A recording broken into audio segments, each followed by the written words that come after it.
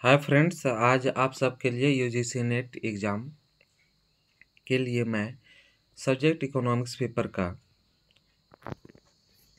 Unit 1 से व्यष्टि अर्थशास्त्र से एक पॉइंट लेकर आया हूँ। कीमत प्रभाव, प्राइस इफेक्ट।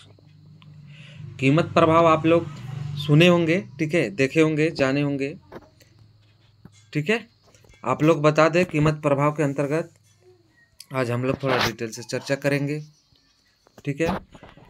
देखिए, कहता है क्या है कि अन्य कारकों स्थिर रहते हुए कीमत प्रभाव में बताया जा रहा है कि अन्य जो कारक है उसे स्थिर मान लेते हैं रहते हुए किसी वस्तु की कीमत में परिवर्तन का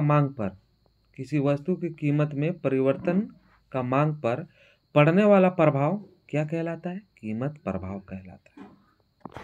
समझ गए? किसी वस्तु की कीमत में परिवर्तन से निम्नलिखित दो कारक प्रत्यक्ष रूप से परिवर्तित होते हैं, ठीक है। पहला क्या है कि उपभोक्ता के वास्तविक आय में परिवर्तन के कारण, और सेकंड है कि वस्तु के सापेक्ष कीमत में परिवर्तन के कारण, ठीक है। इस तरह से हम लोग देख लिए। अब आप लोग को बता रहे हैं कि स्पष्ट है कि उपयुक्त दोनों परिवर्तन वस्तु की मांग को प्रभावित करते हैं और इस प्रकार वस्तु की कीमत में परिवर्तन होने से उपभोक्ता की वास्तविक आय में हुए परिवर्तन के कारण वस्तु की मांग पर पड़ने वाला प्रभाव क्या कहलाता है? आय प्रभाव कहलाता है। इसी प्रकार वस्तु की कीमत में परिवर्तन के कारण वस्तु की सापेक्ष कीमत में हुए परिवर्तन का वस्तु की मांग पर पड़ने वाला प्रभाव प्रतिस्थापन प्रभाव कहलाता है। समझ गए? तो अब आप लोग बता दें कि इस प्रकार कीमत प्रभाव, आय प्रभाव एवं प्रतिस्थापन प्रभाव का योग होता है। समझ गए? तो कहने का मतलब है कि कीमत प्रभाव बराबर आपका आय प्रभाव जोड़ प्रतिस्थापन प्रभाव, यानी कि आय प्रभाव और प्रतिस्थापन प्रभाव को मिला दिया जाए तो हम लोग को निकलता है आपका कीमत प्रभाव। जैसे इसमें दिया हुआ है पीई बराबर आई सी प्लस एस ए, ठीक है, ध्यान देना है इसमें। चलिए अब देखिए आय प्रभाव, है ना, आय प्रभाव की पॉइंट है इसमें, ठीक है। आय प्रभाव भी दिया है तो आय प्रभाव भी देख लेते हैं। आय प्रभाव बताया जा रहा है कि उपभोक्ता की आय में परिवर्तन होने के कारण, इनके उपभोक्ता की आय में, जो उपभोग कर रहा है उसकी आय में परिवर्तन होता है, जबकि दोनों वस्तुओं की कीमत तथा उपभोक्ता की रुचि स्थिर है ना। उपभोक्ता की रुचि इसमें क्या बताया जा रहा है? स्थिर। और दोनों वस्तुओं की कीमत को भी स्थिर बताया जा रहा है। उसकी मांग में जो परिवर्तन होता है उसे आय प्रभाव कहते हैं। समझ गए? इन ये सब होने के बावजूद भी उनकी मांग में जो परिवर्तन होगा उसे हम लोग क्या कहेंगे? आय प्रभाव कहेंगे। आय प्रभाव का फिगर देख सकते हैं आप लोग, ठीक है। आय प्रभाव का फिगर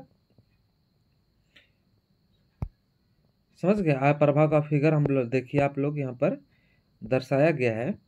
क्या है कि आपका एक्स अक्ष, ठीक है, ए, वाई अक्ष ए, ठीक है, उनके बाद आपका आईसीसी वक्र जो देख रहे हैं यहाँ पर, ठीक है, आईसीसी वक्र ए है आपका, आईसी आपका 2, आईसी 3, आईसी 4, तटस्था वक्र बारी बारी से बताया गया है। समझ गए? तो कहता क्या है इस संबंध में कि इन संतुलन बिंदुओं को मिला दिया जाता है तो आय उपभोग रेखा प्राप्त होता है, जिसको आईसीसी प्राप्त कहते हैं। मतलब आपका कीमत रेखा और तटस्था वक्र मिला के एक बिंदु पी टी के प्राप्त होता है। और इस संतुलन बिंदु को हम लोग अगर एक मिला देते हैं आपस में, है ना, आपस में मिला देते हैं तो क्या प्राप्त होगा हम लोग को? आईसीसी रेखा। समझ गए? आप देखिए क्या कहता है, समान परिस्थितियों में आय उपभोग रेखा बाएं से दाएं और ऊपर उठती हुई होती है। एक क्वेश्चन पूछता है ना, कि हम लोग का क्या है कि दाएं से ऊपर की ओर उठता हुआ होता है। समझ गए? जिसके अंतर्गत आय प्रभाव क्या होता है? धनात्मक होता है। क्या होता है आपका आय प्रभाव? धनात्मक होता है। समझ गए? कहता है आपका कि कुछ परिस्थितियों में आय प्रभाव ऋणात्मक भी होता है, और ऋणात्मक आय प्रभाव यह प्रदर्शित करता है कि आय में वृद्धि होने पर उपभोक्ता की जा रही वस्तुओं की मांग घटती है, जबकि उन वस्तुओं की कीमतों में कोई परिवर्तन नहीं होता है। ऋणात्मक आय प्रभाव वाली वस्तुएं निम्न वस्तुएं कहलाती है। इनको याद रखना है कि आपको ऋणात्मक आय प्रभाव वाली वस्तुएं को क्या कहते हैं? निम्न वस्तुएं कहते हैं। चलिए, थैंक यू दोस्त।